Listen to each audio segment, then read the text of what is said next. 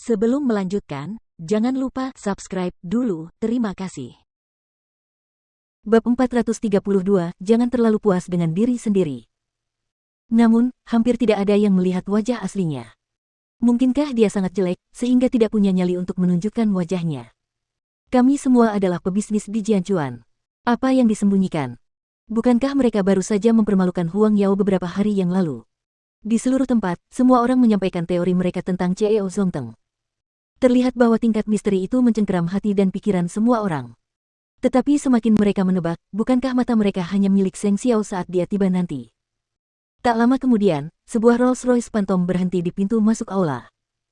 Seng Xiao melangkah keluar, mengenakan tuxedo vintage berwarna kuning muda, dan menuntun Mukiki yang mengenakan gaun malam berbintang memasuki aula.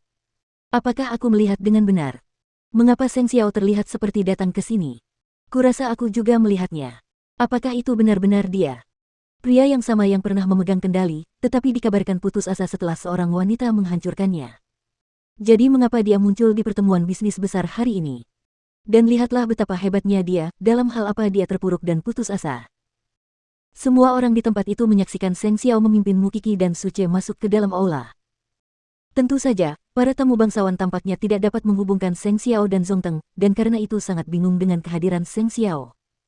Hanya rekan-rekan besar Seng Xiao yang segera menghampirinya dan menjabat tangannya. Terima kasih sudah datang, Ketua Seng. Benar. Kami pikir Anda akan terlalu sibuk untuk menghadiri pertemuan seperti ini. Seng Xiao tersenyum membalasnya, dan melihat Seng Kai di dekatnya. Tidak, tunggu dulu. Apa yang terjadi?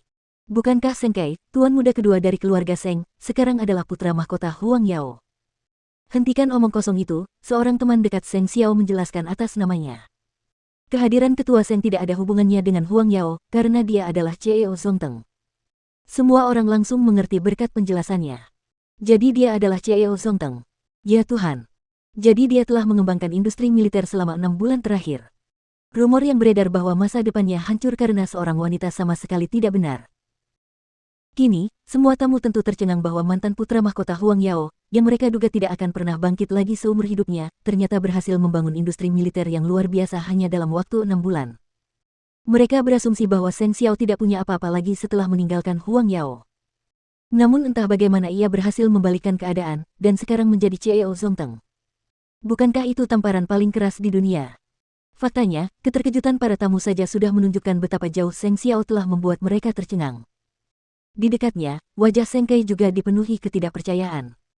Kakeknya jelas telah menyewa seseorang untuk mengawasi Mukiki, dan keluarga Sen dengan jelas memberitahu mereka bahwa Seng Xiao adalah menantu yang tidak punya uang. Sungguh, siapa yang mengira bahwa Seng Xiao bisa membohongi semua orang? Ambisinya telah menjadi liar selama ini, setelah mengesampingkan rencananya sendiri. Tidak. Hal itu membuat Seng Kai benar-benar malu, karena itu berarti Seng Xiao sama sekali tidak peduli pada Huang Yao. Itulah sebabnya dia meninggalkan keluarga Seng dengan cara seperti itu, dan membangun Zongteng hanya dalam waktu setengah tahun. Pria itu tidak hanya mengkhianati keluarganya sendiri. Bukan hanya Seng Kai. Bahkan Gu Ziling, yang berdiri di samping Seng Kai, harus mengakui satu hal begitu dia melihat Seng Kai, tidak peduli seberapa keras Seng Kai bekerja, tetapi perbedaan antara seorang jenius dan orang biasa sangat jelas. Semua orang yang berdiri di ruangan yang sama dengan Seng Xiao tampak kehilangan warna jika dibandingkan. Sekalipun dia tidak tampil angkuh dan diam-diam menghadiri pertemuan itu sebagai orang biasa yang bertugas, dia membuat semua orang malu dengan betapa memukaunya dia. Benar-benar tidak tahu kalau Seng Xiao akan selalu menjadi Seng Xiao. Sungguh menakjubkan. Bahkan saat para tamu berdebat hingga mencapai titik puncak, Jing Yun dan Seng Minglan mendatangi Seng Xiao. Salam, Ketua Seng. Seng Xiao mengulurkan tangannya untuk menjabat tangan Jing Yun. Kita mungkin bisa bekerja sama lagi. Hanya dalam waktu setengah tahun, Seng Xiao telah menjadi jauh lebih tenang dan kalem, kehilangan ketajamannya yang dulu dan aura bahaya yang nyata di sekelilingnya. Benar, sekretaris yang dia incar tidak mengecewakan. Ketua Seng, semoga ada kesempatan untuk menjadi mitra. Seng Xiao mengucapkan terima kasih kepada setiap tamu yang datang menyambutnya, dan akhirnya berbalik untuk melihat Seng Kai. Bagaimanapun, keberadaan Seng Kai sekarang seperti lelucon. Dia hanya mengambil perusahaan dan wanita yang tidak pernah diinginkan Seng Xiao. Seng Kai yakin bahwa dialah yang memikul tanggung jawab mengurus keluarganya, tetapi keluarga Seng kini tampak tak lebih dari bidak catur di papan catur Seng Xiao. Gu Ziling sekarang dapat memahami suasana hati Seng Kai karena dia sama-sama gelisah. Namun, justru karena keterbatasan waktu dan tempat, mereka tidak mampu kehilangan kesan murah hati. Silakan, sampaikan salamku, katanya kepada Seng Kai. Seng Kai kemudian berjalan mendekati Seng Xiao dan Mukiki dengan kaku, dan hanya bisa menggerutu dengan gigi terkatup, kalian punya jurus yang bagus.